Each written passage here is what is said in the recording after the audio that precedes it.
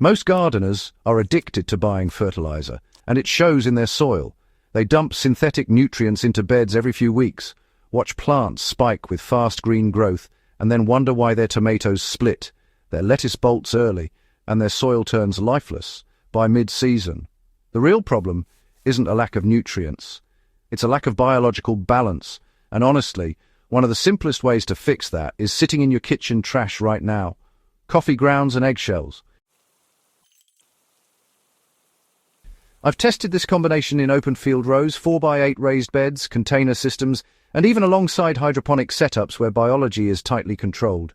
Used correctly, coffee grounds and eggshells don't just feed plants.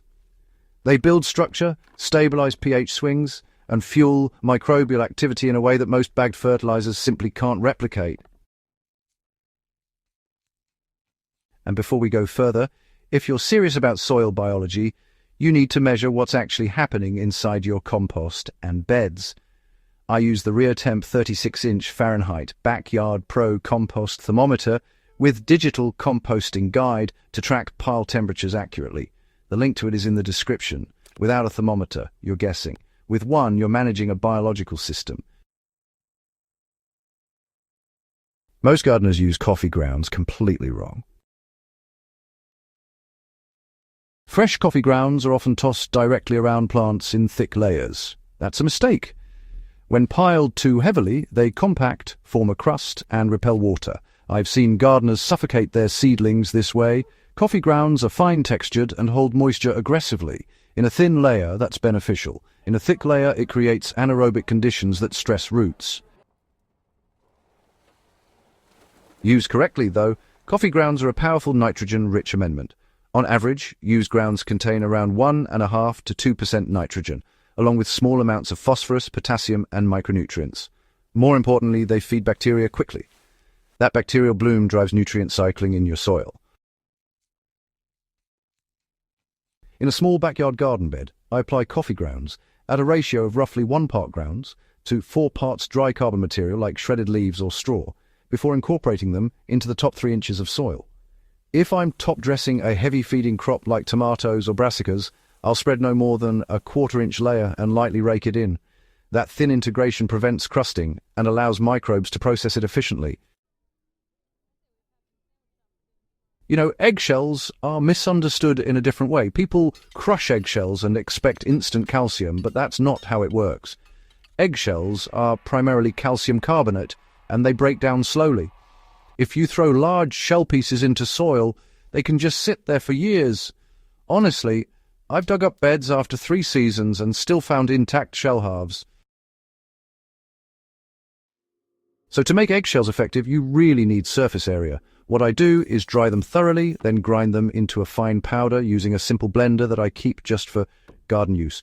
When they're powdered, eggshells become dramatically more reactive. At that stage, you can mix about 1 tablespoon of powdered shell per gallon of soil when prepping containers, or roughly 2 cups per 4x8 raised bed, worked into the top few inches before planting.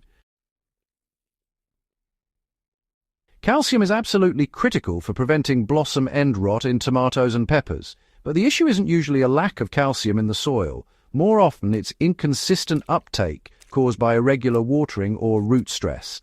By combining powdered eggshells with improved soil biology from coffee-fed microbes, you stabilize both structure and nutrient availability. Now here's where the real synergy happens. Coffee grounds feed bacteria. Eggshell powder buffers acidity and provides calcium. When combined in a composting system, they create a balanced input that supports both bacterial and fungal activity. I aim for roughly a 25:1 to 30:1 carbon to nitrogen ratio in compost. Coffee grounds are considered green material, despite being brown in color, so they count toward nitrogen. If I'm building a compost pile, I'll layer about 3 inches of shredded dry leaves, then a 1/2-inch layer of coffee grounds, then a light dusting of powdered eggshells, followed by kitchen scraps. I repeat that layering process, always finishing with a carbon layer to reduce odor and flies. With proper moisture, think wrung-out sponge consistency, and adequate aeration, that pile will heat to 130 to 150 degrees Fahrenheit within days. This is where a compost thermometer becomes essential. With the ReoTemp 36-inch model, I can reach deep into the pile's core and see if microbial activity is actually happening. If temperatures stall below 110 degrees Fahrenheit, I know nitrogen is insufficient or moisture is off. If it spikes above 160 degrees, I turn the pile immediately to protect microbial diversity. Guessing leads to weak compost. Monitoring leads to biologically active humus in 6 to 8 weeks. In raised beds, the coffee eggshell mix improves structure over time. I've run side-by-side comparisons in 2 identical beds growing indeterminate tomatoes. One bed received synthetic 10-10-10 fertilizer every 3 weeks. The other received compost built heavily with coffee grounds and powdered eggshells, applied at 2 inches thick before planting and lightly incorporated. Both were watered on the same drip schedule. The synthetic-fed bed grew fast early on, but by mid-season I saw more leaf curl and inconsistent fruit sizing. The biologically amended bed had steadier growth, thicker stems, and noticeably fewer blossom end rot issues. Yield by weight was similar, but fruit quality, firmness, flavor, and shelf life was better in the compost-fed bed. That's the trade-off no one talks about.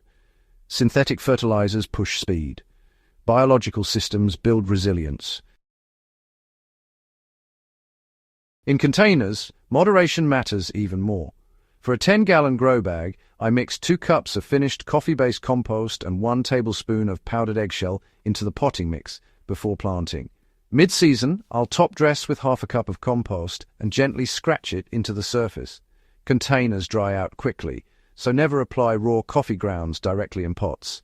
They can create hydrophobic layers that disrupt watering patterns. Hydroponics is different, and I want to be clear about that. You cannot dump coffee grounds or eggshell powder into a hydroponic reservoir. That's a guaranteed clog and pH nightmare. But I've used compost teas derived from coffee-inclusive compost in hybrid systems. The key is filtration and dilution. A properly brewed compost tea using 1 cup of mature compost per 5 gallons of aerated water, brewed for 24 hours with constant oxygenation, can be strained and applied as a root drench in cocoa coir, or as a soil supplement around hydroponic setups that use media beds. This isn't about replacing nutrient solutions in hydroponics. It's about enhancing microbial diversity in systems that benefit from it, particularly in media-based grows. There's also a pest management angle most gardeners overlook. A thin ring of dried coffee grounds around brassicas can deter slugs temporarily, especially when refreshed after rain. Finely crushed eggshells create a mildly abrasive surface that also discourages soft-bodied pests, though they are not a miracle barrier. These are supportive tactics, not primary defenses. One mistake I see constantly is over-application. More is not better. Excess coffee grounds can tie up nitrogen temporarily as microbes break them down. Too much eggshell powder can slowly push pH upward, especially in already alkaline soils. If your soil pH is above 7.5, be cautious with heavy calcium carbonate inputs. Test your soil every season, or at least observe plant response carefully. If you're building new beds from scratch, a powerful approach is blending equal parts native soil and compost heavily amended with coffee grounds, then incorporating 1 to 2 cups of powdered eggshell per square yard. Water deeply, monitor moisture consistency, and let the biology stabilize for 2 to 3 weeks before transplanting seedlings. This method isn't flashy. It doesn't come in a brightly colored bag with guaranteed percentages. But, over multiple seasons, I've watched soil texture shift from compacted and crusting to crumbly and friable. Earthworm counts increase. Water retention improves without waterlogging. That's long-term productivity. If you're serious about growing better food, start thinking less about feeding plants and more about feeding systems. Coffee grounds and eggshells aren't magic. They're tools. Used intelligently, measured properly, and integrated into a biologically active compost program, they outperform many store-bought fertilizers in resilience and sustainability. And if you're going to build compost seriously, get a thermometer and actually manage the process. The Rio Temp. 36-inch Fahrenheit backyard Pro Compost thermometer, I mentioned earlier, has been reliable for me season after season, and the link is in the description if you want to check it out. If this kind of practical, field-tested gardening approach makes sense to you, subscribe to the channel. We focus on methods that actually improve yields, soil health, and food quality, not trends. Share this video with another grower who's still dumping synthetic fertilizer without understanding what it's doing to their soil. The more we treat our gardens like living systems instead of feeding stations, the better the food gets.